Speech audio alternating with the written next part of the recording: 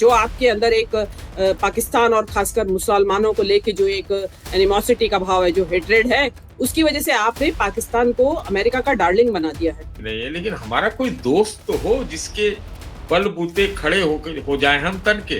ये हमारी 11 स्थिति साल से नहीं कर क्या रहे थे हम? पन की जगह 112 इंच का सीना पूरे अमेरिका को दिखाएंगे तो आप एकदम आपको 7 जन्म लग जाएंगे। अभी तो स्थिति नहीं है। तो उसने उसके किसी एडवाइजर ने बता दिया कि वो बजाते रहो का बड़ा इम्पैक्ट है इंडिया में, और इसको बजाते रहो का मीनिंग जो है म्यूजिक के अलावा बैशिंग से या थ्रेशिंग से भी है। जो उनके वेस्टर्न वर्ल्ड के जो स्टैंडर्ड है उसके हिसाब से तो वो बहुत गंदी भाषा इस्तेमाल कर रहा है मोदी जी के लिए। आप कहेंगे कि अब तो छोड़ देना चाहिए मोदी जी को, लेकिन ट्रम्प नहीं छोड़ेगा, क्योंकि उसको दिमाग में ये बात घुस गई है कि ये व्यक्ति है जिसकी वजह से, ये है आदमी जिसकी वजह से मेरा नोबेल प्राइज। जब तक ट्रम्प रहेगा वो मोदी जी को बख्शेगा नहीं, वो इससे भी गंदी भाषा का इस्तेमाल करेगा। और सेकेंडली एक चीज और मैं कह देना चाहती हूँ, ये विदेश नीति और कूटनीति जैसी चीजें मोदी जी के वश की बात नहीं है।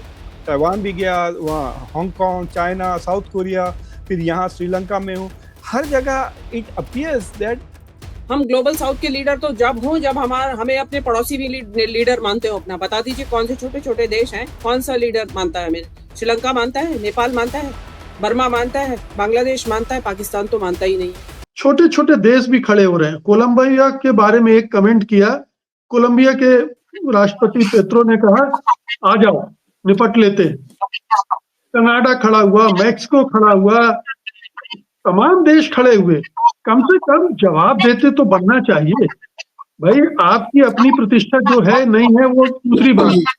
राष्ट्रीय स्वाभिमान भी तो एक चीज होती है, आपको उसका भी तो ख्याल रखना पड़ेगा। जी, जो बॉस, दुनिया का जो बॉस है, मालिक है इस वक्त, तो वो सरेआम भारत को गरिया रहा है। एक ऐसा देश जिसको, जो कि 140 करोड़ की आबादी है और बताया जा रहा है कि चौथे नंबर की अर्थव्यवस्था है।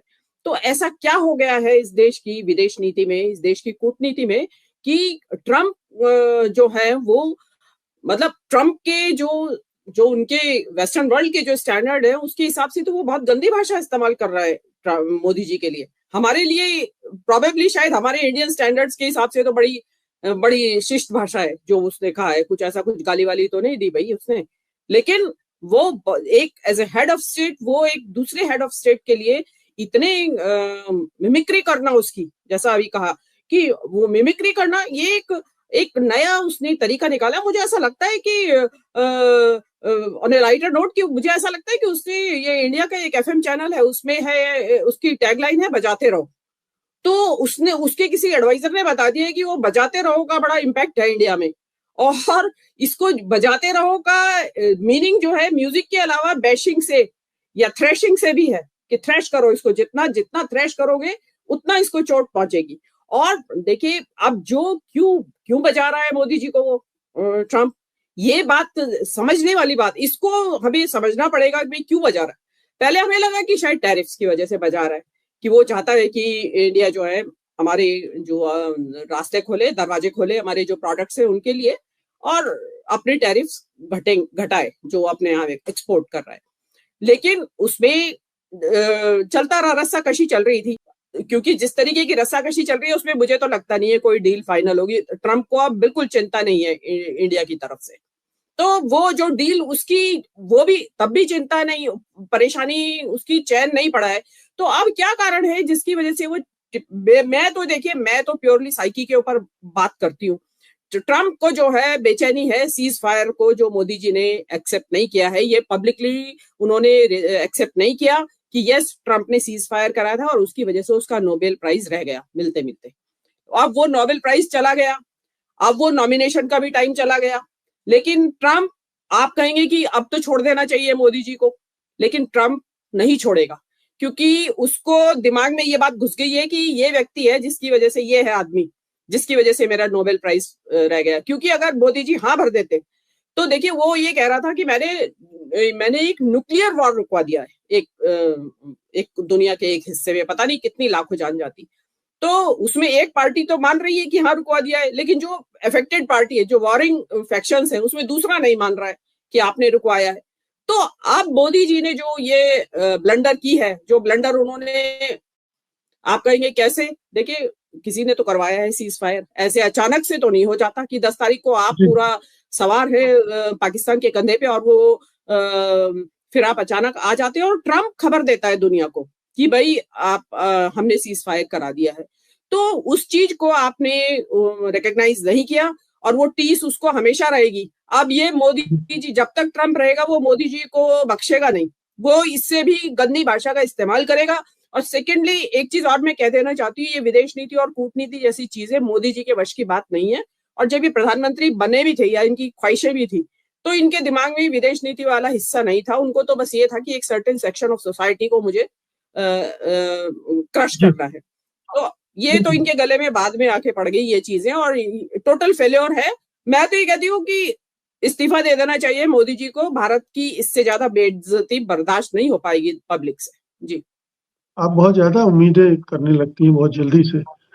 इस्तीफा मांगने रही हैं, उस इस्तीफा मोदी जी तो 29 में भी नहीं देंगे। नहीं लेकिन वो ना दे, हमारा हक है मांगने का कि इससे ज्यादा बिल्कुल और क्या वो करेंगे कि आप एक अपाचे हेलीकॉप्टर की डील के ऊपर मजाक बना रहे हैं एक प्राइम मिनिस्टर का। जी अगर उन्होंने कहा भी था आपसे तो क्या क्या गुनाह कर दिया? जी, बिल्कुल। नीरज, ये बजाते रहो का कार्यक्रम ऐसा नहीं कि ऑपरेशन सिंदूर के बाद शुरू हुआ है, उसके पहले से चल रहा है। मतलब जब मिलने गए थे उस समय से ये चल रहा है। जो मुलाकात हुई थी पिछले साल फरवरी में, उस पूरे प्रेस कॉन्फ्रेंस के दौरान भी उनका जो रुख था वो उसी समय से बजाते रहो वाला था। तो ये सिलसिला कोई ऑपरेशन सिंदूर से शुरू नहीं हुआ और टैरिफ पे खत्म होता नहीं दिख रहा। क्या आपको लगता है सिर्फ टैरिफ नहीं और भी कोई रीजन है, और भी कुछ ऐसी चीजें हैं ट्रम्प के पास जिसके आधार पर वो मजाक बनाने की हिम्मत कर रहा है? उसके पास कुछ ऐसी चीजें हैं जिसकी वजह से मोदी जी बोलने में हिचक रहे हैं, बोल नहीं पा रहे हैं। जी ये नहीं समझ रहे हैं, लेकिन ये इनकी फितरत में ही नहीं है ना।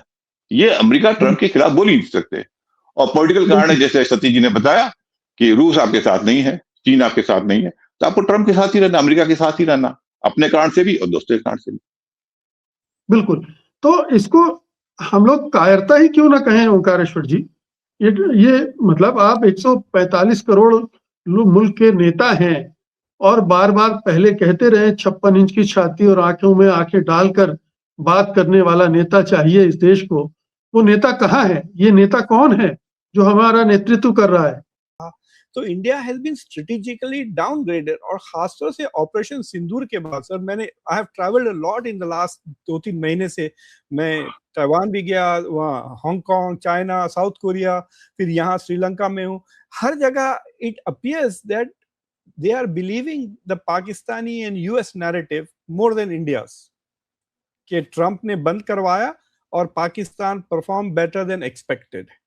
तो ये दो चीजें में I think there has been a strategic downgrading of India. मैं सवाल है जी एक सवाल है चीज और जी हाँ प्लीज आप कंप्लीट कर लें आप। हाँ, मैं एक स्क्रीनशॉट शेयर किया हूं, अगर आप उसको शेयर कर सकते हैं तो शेयर कर लें। तो आई वांटेड टू डिस्क्राइब कि मोदी की आजकल डिप्लोमेसी ऐसी बन गई, जो मैंने एक स्क्रीनशॉट शेयर किया, आप देख लें वो।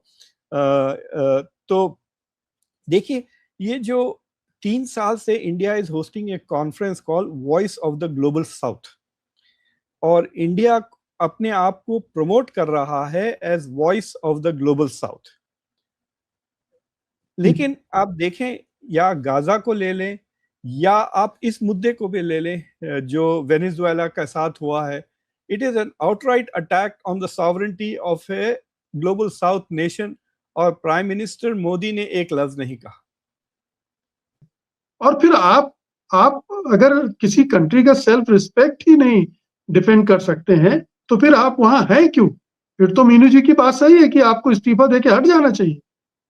क्योंकि दुश्मन है या जो आपका एडवर्सरी है वो तो ऐसे ही मुद्दे खोजता है, ताक लगा के बैठा रहता है कि कुछ मिले उसमें नब्ज दबा दो। तो जो माहौल है वो वाकई चिंताजनक है।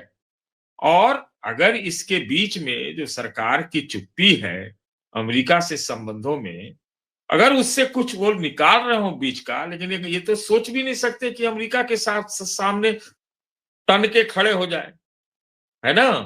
अब तो यूएसएसआर वर्सेस न तन के न खड़े हो, न तन के न खड़े हो, लेकिन अपनी नाराजगी, अपनी आपत्ति तो जाहिर कर सकते हैं ना, कि हमें ये अरुचिकर लगा, ये बैड टेस्ट में था, संबंधों को खराब कर सकता है। ये तो तरीका, जो डिप्लोमेटिक तरीके होते हैं, उनसे तो ये बताना चाहिए ना। तो वो देखिए, प्लेइंग टू द गैलरी हो सकता है, एक आध बयान हो सकता है, लेकिन वो भी नहीं है। एक आध हुआ था बीच में, जब ट्रंप ने सीज फायर की बात की थी, अमेरिकन एडमिनिस्ट्रेशन ने, तो कुछ बातें बोली गई थी, लेकिन वो भी मुखर नहीं था। एक्चुअली हम बैलेंसिंग के चक्कर में हैं। चलिए, वो प्रैक्टिकल अप्रोच है, तो उसमें भी मुझे कोई आपत्ति नहीं है, लेकिन हमारा कोई दोस्त तो हो जिसके बलबूते खड़े हो जाए हम तन के। ये हमारी 11 स्थिति साल नहीं से कर क्या रहे थे हम? 11 साल से हम दोस्त भी नहीं बना रहे थे, दोस्ती या तोड़ रहे थे, हम दोस्त खराब कर रहे थे। मैंने तो आपसे अब कहा क्राइसिस में तो कोई बनेगा नहीं। नहीं, देखिए, इसलिए तो मोहन भागवत ने भी कहा ना कि ऑपरेशन सिंदूर के दौरान भारत को पता चला कि दोस्त कौन है। ये तो पूछा, उन्होंने एक टिप्पणी कर दी थी। नहीं, ये तो भागवत को पता चला, लेकिन ये सरकार सो रही थी क्या कि हमारा दोस्त कौन है, दुश्मन कौन है? देखिए, अगर आप सोच रहे हैं कि वो 56 की जगह 112 इंच का सीना पूरे अमेरिका को दिखाएंगे, तो आप एकदम, आपको 7 जन्म लग जाएंगे। अभी तो स्थिति नहीं है। तो जो भी है, हम उसमें अमेरिका का बहुत ज्यादा रोल है। अमेरिका के बिना हम एकदम इस मामले में निर्यात व्यापार में हम तो ज्यादा निर्यात करते हैं उनको। चीन वाली बात तो है नहीं, हमारी स्थिति अच्छी नहीं है। एक्चुअली मैं एक बात को एम्फसाइज करना चाह रहा हूं कि जो हम 21वीं सदी का भारत जो है, क्या हम मानते हैं इस भारत को? मोदी जी का भारत तो हो सकता है, लेकिन 21वीं सदी का भारत है, इसमें हमें बहुत दिक्कत है। हम अपने में ताकत तो पैदा करें, दरअसल में मतलब असली ताकत पैदा करें, और जो हमारी इंटरनल फीचर्स हैं, वो तो और दूसरों को मौका दे रहे हैं। वही 71 और 56 और 66 और 62 में कौन सी ताकत थी भारत की? सतीश जी, ये ताकत पैदा करेंगे फिर बोलेंगे, ये तो अंतहीन सिलसिला हो जाएगा। नहीं, हमारे जितनी ताकत है, क्या वो कम है सिर्फ इतना बोलने के लिए कि ये बैड टेस्ट में है? देखिए, इतनी हैसियत भी नहीं है हमारी क्या? तो फिर हम काहे चौथी इकोनॉमी बने हुए? वेनेजुएला में हो सकता है ऐसी चीजें, जो अपने हितों के लिए वो कुछ भी कर सकता है। तेल का इंटरेस्ट है वहां पे, तो वो अपने व्यापार के इंटरेस्ट में वो कभी कोई कॉम्प्रोमाइज करेगा नहीं, उसको और बढ़ाता जाएगा। अब हम इससे निपटे, या तो हम अपना निर्यात बढ़ाएं, नए ट्रेड पार्टनर ढूंढे, या फिर कुछ नए ढंग से रूस से दोस्ती करे, कुछ चाइना से अपना बैलेंसिंग करे, संबंध को सुधारे। लेकिन यहाँ भी वहां भी छूछा करने से काम नहीं चलेगा। जी, तो मीनू जी, जब तक ये नहीं हो जाता है, तब तक हम अपमान सहेंगे। अमेरिका, ट्रंप कुछ भी कहता रहे, हमें सुनना पड़ेगा, हमें सुनते रहना चाहिए। मीनू जी, देखिए, मैं अपनी बात पे अडिग हूँ। ये मामला पर्सनल है मोदी जी के साथ ट्रंप का, और जब तक ट्रंप रहेंगे या जब तक मोदी जी रहेंगे, ये इससे भी ज्यादा बिगड़ेंगी स्थितियां। बात हम ग्लोबल साउथ की कर रहे हैं। हम ग्लोबल साउथ के लीडर तो जब हमें अपने पड़ोसी भी लीडर मानते हो अपना। बता दीजिए कौन से छोटे छोटे देश हैं, कौन सा लीडर मानता है हमें? श्रीलंका मानता है, नेपाल मानता है, बर्मा मानता है, बांग्लादेश मानता है, पाकिस्तान तो मानता ही नहीं है। और ये तो हमारी ग्लोबल साउथ की लीडरशिप की हालत है। दूसरी बात कि हमने अपनी हठधर्मिता की वजह से, जो आपके अंदर एक पाकिस्तान और खासकर मुसलमानों को लेके जो एक एनिमोसिटी का भाव है, जो हेट्रेड है, उसकी वजह से आपने पाकिस्तान को अमेरिका का डार्लिंग बना दिया है। अब इसमें आप क्या रिपेयर कर लेंगे प्रोफेसर साहब? क्या रह गया रिपेयर करने के लिए? ट्रंप, आसिफ मुनीर वहां का जो फील्ड मार्शल फौजी, उसको 3 बार व्हाइट हाउस में इनवाइट किया जा चुका। तो और मोदी जी फरवरी में गए थे, वो भी अब बता रहे हैं ट्रंप साहब की जबरदस्ती गए थे।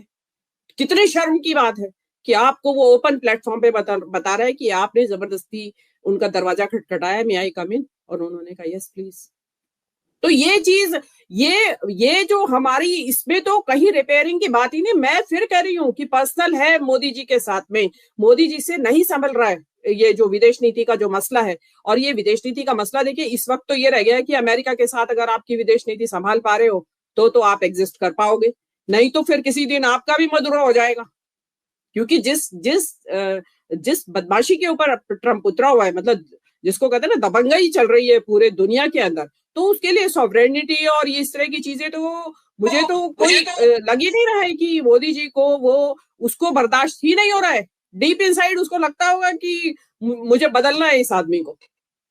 मैं इस चीज की संभावना से बिल्कुल भी इनकार नहीं करती हूँ। तो जो व्यक्ति, जो मोदी जी जो हैं, जो हम बार बार आपके चैनल पे और भी सब जगह ये बार बार डिस्कशन होता है कि डोमेस्टिक पॉलिसी हमारी विदेश नीति पे हावी है, तो ये अभी मोदी जी आपको लगता है बदल लेंगे अपने वोट को लेके, वोट प्रॉब्लम को लेके? जो इनकी वोट की स्थिति है उसमें अभी बंगाल का इलेक्शन सामने खड़ा है, मोदी जी कोई कॉम्प्रोमाइज करेंगे मुसलमानों के मुद्दे पे? अपनी पॉलिसी वही रखेंगे वो, और वो ये बार बार ट्रिगर होता रहेगा। जी